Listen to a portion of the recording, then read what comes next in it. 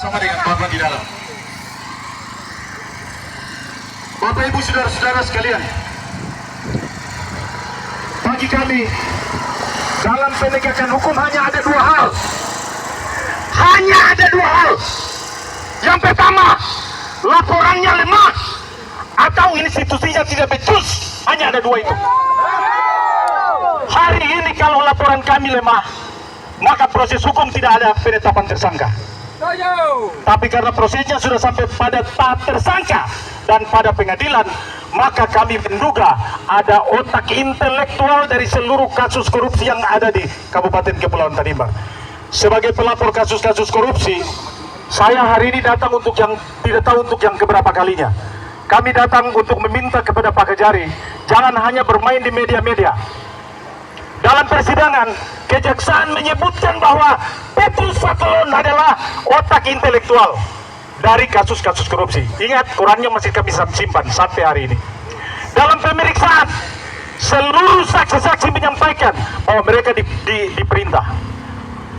Dan juga dalam pemeriksaan, hakim memerintahkan jaksa untuk menetapkan saudara Petrus Fatulun sebagai tersangka. Pertanyaan kami hari ini adalah, kenapa sampai sekarang belum dilakukan Pak Kejari? Dakwaan sudah memenuhi, pemeriksaan dalam pengadilan juga sudah. Kemudian hakim memerintahkan untuk menetapkan yang bersangkutan sebagai tersangka. Alasan apa sehingga sampai sekarang belum? Kami berduga, mudah-mudahan dugaan kami ini salah Pak Kejari. Di Tanimbar ini kami tidak suka bermain sinetron, kami tidak suka nonton sinetron. Kami lebih suka menonton film yang ada endingnya dan cepat. Oleh karena itu kami datang. Kalau dalam dakwaan sudah menyebutkan bahwa Petrus Fatulun adalah dalang di balik kasus korupsi SPBD fiktif, lalu kenapa sampai sekarang belum ada penetapan tersangka? Oleh karena itu kami datang menagih dakwaan yang dibacakan dalam pengadilan Tipikor Ambon untuk segera ditindaklanjuti. Bapak-bapak polisi minta maaf, sebetulnya bapak-bapak juga perlu berdiri di sini. Kalau ada yang di peta merah ini ada yang melakukan anarkis, tangkap saya Pak, tangkap saya kalau ada yang anarkis. Kami datang di sini aksi damai Pak. Ada lambang kami di sini, pita merah. Jadi kalau ada di antara yang pita merah ini bikin anarkis, tangkap saya sebagai penanggung jawab demo. Jadi kami minta bapak-bapak tidak perlu tegang, kalau perlu bapak-bapak juga bisa di belakang. Tidak ada, kami jamin 1000% tidak akan ada anarkis.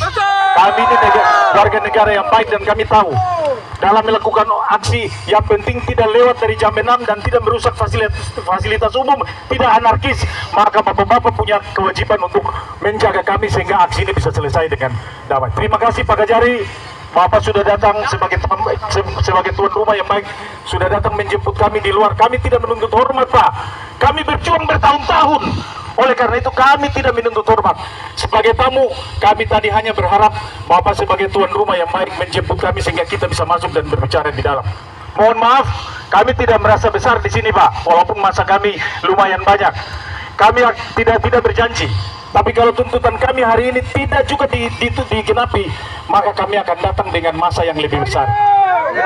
Dan catat Pak Kejari, kalau sampai orang ini tidak ditetapkan sebagai tersangka, kemungkinan besar saya siap untuk jadi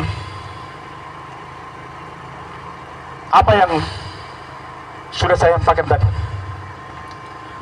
Ya Bapak, kami berharap 137.000 orang di kabupaten ini berharap hanya di tangan Bapak lah.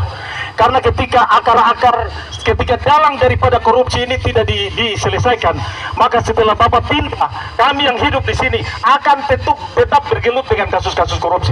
Karena dalangnya tidak diselesaikan. Ini hanya ekor-ekor Pak. Mereka ini diperintah. Kalau Bapak perintah anak buah Bapak, tidak mungkin mereka tidak melanjutkan perintah Bapak. Walaupun nanti Bapak bilang bahwa itu himbauan itu perintah, ajakan. Oke Bapak, kami kira Bapak sudah datang di depan untuk menyambut kami. Oleh karena itu kami akan membacakan tuntutan kami dan akan kami masuk ke dalam. Terima kasih Pak Kejari sudah sampai ke sini.